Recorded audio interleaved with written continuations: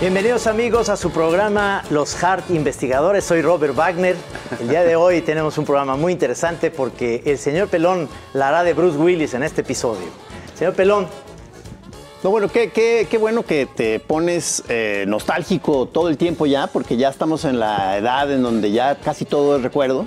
Y qué mejor para celebrar la nostalgia que nuestro viejo camarada Carlos Ramírez, que también es tu amigo. ¿Cómo no? Viejo camarada. Y además fue nuestro director muchos años, Exacto. Señor Carlos Ramírez Powell. Cuando empezamos a hacer radio, Carlos Ramírez Powell era nuestro director. Sí, e incluso antes, cuando yo empecé a hacer radio, él era el titular de Dimensión del Rock. Fue el que me dio la alternativa como los toreros. Ándale. Bienvenido, maestro. En la prehistoria. Un placer, y después los veo en la oficina porque los tengo que regañar durísimo. Otra vez. Otra vez que hicimos. Ahora que hicimos. O sea, sí, tuviste en varios momentos puestos directivos en distintas organizaciones, Radio UDG. Nada más Radio UDG y me fui un rato de turista de secretario técnico de la rectoría, pero fuera de eso, Radio Universidad de Guadalajara, un periodo de 4 años y luego de 6 años. ¿Tú empezaste en radio? Yo empecé en los radio. 70s, casi con la radio. Octubre del 75. Pues casi cuando empezó la radio. Un año después, ¿no? Un año y medio después. Sí. ¿Qué tenías? ¿21 años?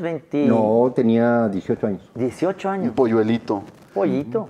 Cuando estábamos allá en donde ahora es CUSEI. Sí, claro, en Tlaquepaque. En ingeniería. Y entré con el título honorífico de Manager B por las tortas. Ándale. Y era encargado de cortar con gran precisión milimétrica el Telex. Claro. Sí, había una cosa llamada Telex, claro. Cuéntanos cómo era el Telex. Era una tirita de papel que salía con noticias, ¿no? Aproximadamente 80 golpes por minuto. Era desesperante porque tú ya sabías lo que iba a escribir el Telex 2 párrafos adelante. Ajá. Y seguía tlaca, tlaca, tlaca, tlaca, tlaca, tlaca, tlaca. Era realmente un embrollo, pero sí recibíamos la información para el primer noticiario de Radio Universidad de Guadalajara y yo corregía la nota. Oye, pero no se ponía el conductor con la tirita de papel, ¿verdad? Tú la cortabas y la pegabas en una hoja. Yo la cortaba y era con clips y había que puntuarla porque el Telex no tenía acentos. Entonces había que ponerle comas, puntos, punto coma, acentos, etcétera. Se dice que tú trajiste el fonógrafo a Guadalajara también. Es correcto, también. El fonógrafo, un programa con David Guerrero. Ah, claro. El primero, el general Edison. El general Edison y un casi tocayo tuyo, Paco Navarro. Paco Navarro también. Que hacían el fonógrafo y era un super programa. Era un programa para los que a lo mejor no escucharon esos programas aquí en Radio Universidad de Guadalajara, que era la música realmente recuperada, porque este lugar que no quiere decir todos los domingos que vamos a ir al Baratillo, tiene muchísimos discos de esos que se pueden tocar solamente en fonógrafo, ¿no? Que son revoluciones diferentes, digamos, a lo que después conocemos. Y son realmente unas pastas duras. Si se te cae, se rompe. Y va a 78 revoluciones por minuto. Eran de baquelita, ¿no? De baquelita, exactamente. Y de pasta. Digo, porque ahí, perdón, equilibras mucho entre tus intereses, digamos, de política y cultura general con la melomanía, la afición a la música, pero fuerte, ¿no? O sea, pero ¿sí llegaste a tener tu colección privada de discos o...? La doné toda a Radio Universidad de Guadalajara. Yo en realidad ya actualmente cargo un par de discos duros y ahí traigo todo. Son 8 teras. Ahí traigo toda la historia de la radio. Tú donaste un disco que yo me quería quedar y yo sé quién se lo quedó. El de Velvet Underground que le quitabas la cascarita de plátano. Ah, Claro, sí. De Andy Warhol. A ver, Era una Che Bañuelos, maravilla. regrésala ya, por favor. Yo no dije nada. Pero sí. Tal cual. Digo, yo lo asocio mucho al señor Ramírez con Frank Zappa, por ejemplo. Acaba de claro. morir Jeff Beck. ¿Te pegó la noticia? Muchísimo. Hoy el programa que ya está en el pasado, de acuerdo a cómo están los itinerarios, hizo un especial para Jeff Beck. Sí, porque, mira, está en el DNA del rock uno de los improvisadores más importantes, ¿no? Era un tipo que agarraba una estructura, una matriz de una composición y en el momento de la improvisación la transformaba y la hacía una cosa totalmente distinta y mucho más noble. Era un gran improvisador. Decía Alice Cooper, decía que ellos eran, cuando antes de él fuera Alice Cooper, tenía un grupo que era la imitación de los Yardbirds. Y entonces que un día les tocó abrir a ellos a los Yardbirds, o sea, tocando las mismas. Entonces dice Alice Cooper, bueno, guitarrista de blues, Eric Clapton, guitarrista de rock, Jimmy Page, guitarrista de guitarras, Jeff Beck. O sea, es correcto. Es El gran blusero, un gran rockero y un gran guitarrista. Es un ¿verdad? gran guitarrista. Sí, no, impresionante. Además, Pues, mira, un hombre muy generoso. Le regaló su nombre en sellos distintos para autores distintos que él quería impulsar. Él los impulsaba. Entonces, el telón decía Jeff Beck abajo en letras chiquitas, pero Late Howler, por ejemplo, Hey Lauder, un grupo de rock de chavas, era lo que iba de frente. Apadrinaba. O sea, apadrinaba a muchísima gente. Fíjate que es de los que tienen más gente que al mismo tiempo que le reconocían su talento, grandes divas del rock, todo el mundo decía un tipazo. Parece que tenía fama de ser generoso muy ligerito, sí, Bueno, ¿te acuerdas Se la cuando pasaba arreglando carros. le dieron el premio, ya sabes que le dan en estos del rock, ya saben, ahí cerquita de Nueva York, les dan el premio de la fama, ¿no? Ajá. El del Salón de la Fama. El Salón de la Fama. Y entonces lo recibió, y estando ahí Jimmy Page y todo eso, dice, gracias que me dan este premio, no sé por qué, si estos cabrones me corrieron de los Yardbirds. Ahí así lo dijo. Y Jimmy Page empezó a morir de risa, pero sí lo corrieron. Sí, lo corrieron. ¿Por qué lo corrieron de los Yardbirds? Porque había ya muchas tensiones internas y no encajaba. Pues, se quería ir siempre por la libre. Ellos tuvieron pleito con el primer guitarrista, que era un tal Eric Clapton, porque él quería tocar puro blues. Decía, no, pues tenemos que vender, hay que hacer rolitas de un poquito más poperas. Y llegó y le empezó a ir bien, pero luego dijo, oye, que si empezamos a meterle un poquito más de ruido, y entonces era su primer gira, y dijeron, no, chavo, Estás despedido. fuera. Y se fija que, no sé, Carlos, son 3 músicos que acabamos de decir, 3 guitarristas, son ingleses. ¿Algún americano que tú consideres que esté al nivel de Jeff Beck? Únicamente Van jefe. Halen. Van Halen. Bueno, No, el jefe de todos, Jimi Hendrix. Oye, bueno, Hendrix, Stevie ¿Zappa Vai. es gringo? Sí, Zappa es gringo, gringuísimo, de Rancho Cucamonga. Y es un gran improvisador, Zappa. Sí, cómo no. pero no tan virtuoso, digamos, como No era Beck. virtuoso porque era compositor. Y o sea, le dedicaba más tiempo al pentagrama. Y es un poquito pasado de chorizo, ¿no? O sea, como, chéquense cómo estoy, chequen nomás esto que estoy haciendo, ¿no? Un poquito, que le ganaba, como cuando jugábamos Fichapul, decíamos la pluma, le ganaba un poquito el yo soy más listo que tú, ¿no? Es más, tenía un skit que era, yo puedo tocar como Keith Richards, y hacía los riffs estilo Keith Richards, pero Keith Richards no puede tocar como yo, y saltaban ahí. Puedo tocar como fulano, como... Sobrado. Sobradazo, muy sobrado. Pero también muy ingenioso, pues, digo, muy...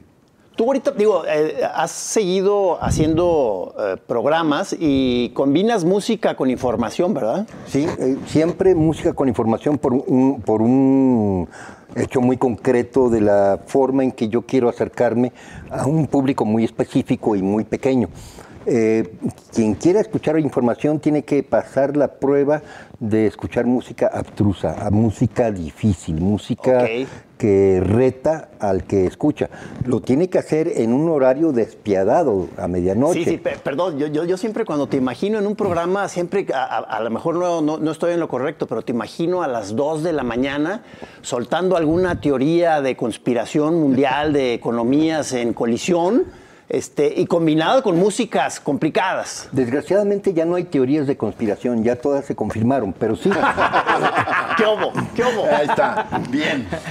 Pero sí, a eso me dedico y me gusta, es un horario padre. ¿Cuál es tu horario ahorita? De 12 a 2 de la mañana hablo yo y dejo música hasta las 5 de la mañana, pero básicamente es un filtro.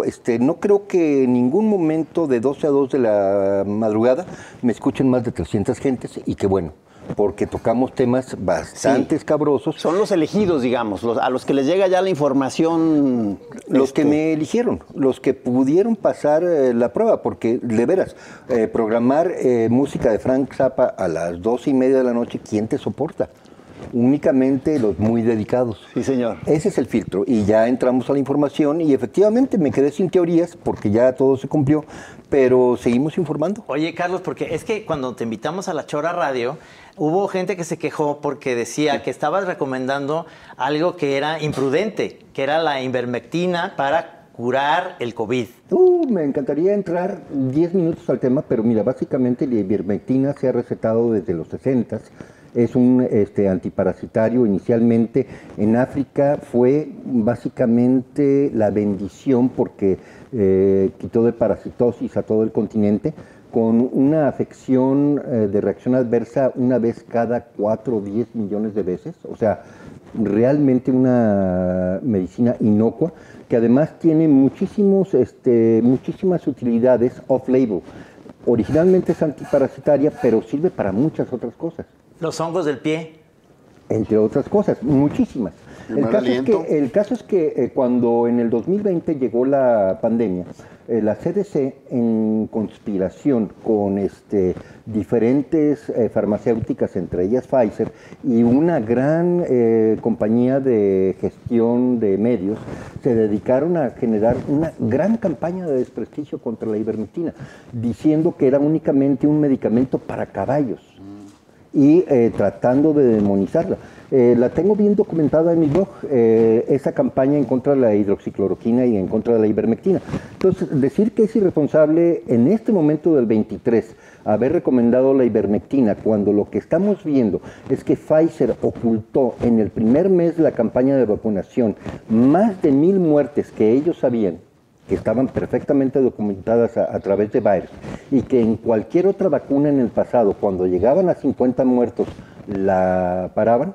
Bueno, pues quien haya dicho que soy irresponsable se tiene que meter a fondo a este Twitter que ya fue liberado por Elon Musk y ver, ahora que regresaron aproximadamente 1,500 médicos, virólogos, epidemiólogos, lo que se está documentando de lo que fue un gran fraude criminal por parte de las farmacéuticas y de los gobiernos. Te dije, Trino, no saques ese tema porque luego no lo vamos a poder parar.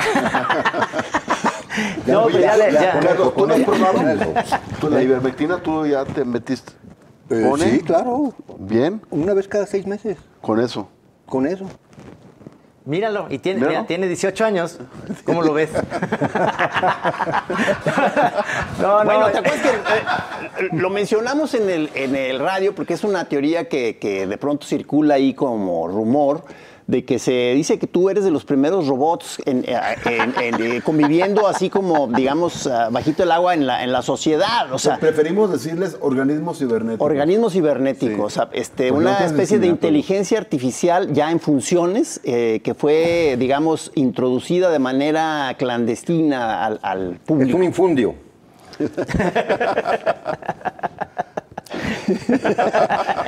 Lo digo en serio. Se va a resetear. A la hora de poner el nombre del invitado y luego se pone su ocupación, dice Carlos Ramírez Powell y dice velador de la cripta 104. O sea, según yo, eso es como una especie de lenguaje en clave para comunicarte con las distintas inteligencias artificiales en funciones. Mira, de hecho, es correcto. Mira, desde antier, con la única cosa que he hablado es con ChatGPT, que es un software de inteligencia artificial. He estado muy entretenido porque le estoy cachando sus trampas, es tramposo el ChatGPT, pero es una de las conversaciones más interesantes que he tenido en todo el año. A ver, ¿qué es ese chat? ¿Qué es ese chat? Vamos, es un modelo de lenguaje artificial, es un modelo de lenguaje. De inteligencia artificial. De inteligencia artificial, y le haces preguntas y te pones a debatir con él y es bastante ducho en el debate. Sin embargo, es tramposito, ¿eh? Genera texto. ¿Y te gusta el arte hecho, digamos, con inteligencia artificial? Saqué unas copias de arte tuyo. Hice unos prompts con cosas tuyas, te las voy a enviar ahorita en algún clip que haya interrupción.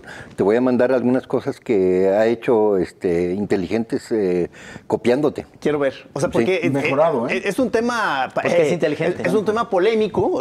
Muy mejorado. Hay muchos aficionados ya totalmente entusiastas del tema y hay gente, vi hasta declaración de Memo del Toro muy en contra. No sé si sea cierto. Sí lo dijo, que no le gustaba mucho la animación, que se basa mucho en esta idea de la inteligencia artificial que te va resolviendo, pero esto lo hacen mucho, digamos, las animaciones digitales, ¿no? Por eso él apela mucho, y lo dijo cuando ganó ahora el Globo de Oro, que el cine artístico de la animación es un cine para tomarse en serio, al igual que el cine de Kubrick o de John Ford, ¿no? Es decir, es un cine que se tiene que tomar a la medida. Yo me acuerdo alguna vez que a nuestro gran Cornelio que hemos tenido aquí, que decía que la caricatura era un arte menor, y lo sigue diciendo. No, bueno, pues yo digo que hay gente, todos estamos abiertos para escuchar todo este tipo de cosas, ¿no? Nunca conoció a Moebius. Sí lo conoció, pero decía que es muy bueno, pero es arte menor. Híjole, Hay un cisma aquí, fuertísimo. Ya estoy en doble shock. Sí. Es duro y además pues, soltar ese tipo de información en un programa donde hay dos moneros, pues o sea, sí cayó como agua fría, ¿no? Nunca le volvieron a invitar. Pero, por ejemplo, Carlos, tú en estas teorías que dices ya están comprobadas, ¿estamos solos en el universo? ¿Hay vida inteligente fuera? Bueno, eso no es una conspiración. No, ¿verdad? ¿Qué es? No. En todo caso, podríamos hablar de un complot. Es un complot por parte de los gobiernos, algunos gobiernos, el norteamericano, el ruso tal vez, que ocultan información al público respecto a contactos que han tenido con ovnis, por ejemplo. El día de hoy, para distraer el hecho de que se les descompuso Joe Biden en la conferencia de prensa, sacaron de que la Fuerza Aérea está sacando otros 100 documentos de contactos con objetos voladores no tripulados, o sea, no identificados.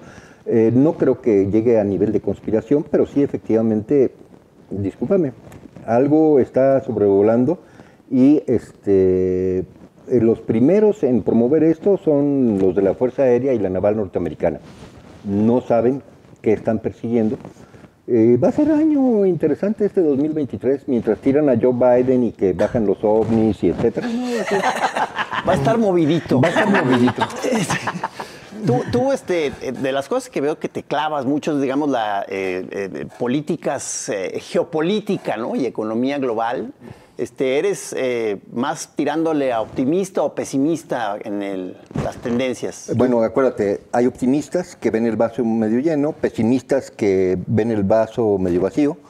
Yo simplemente pregunto qué hay en ese vaso. Y no es agua. Entonces, mira, ¿qué te puedo yo lo decir? definiría como apocalíptico.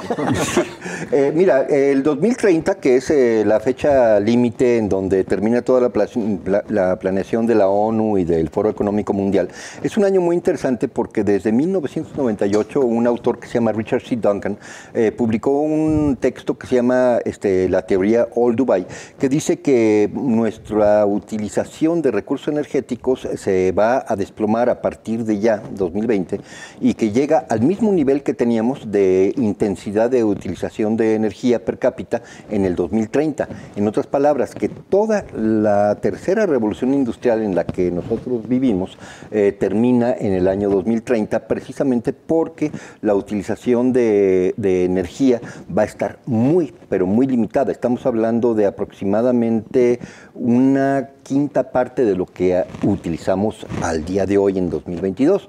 Entonces, mira, hablar de pesimismo o de optimismo es más bien simplemente preguntarnos en qué condiciones vamos a llegar al 2030.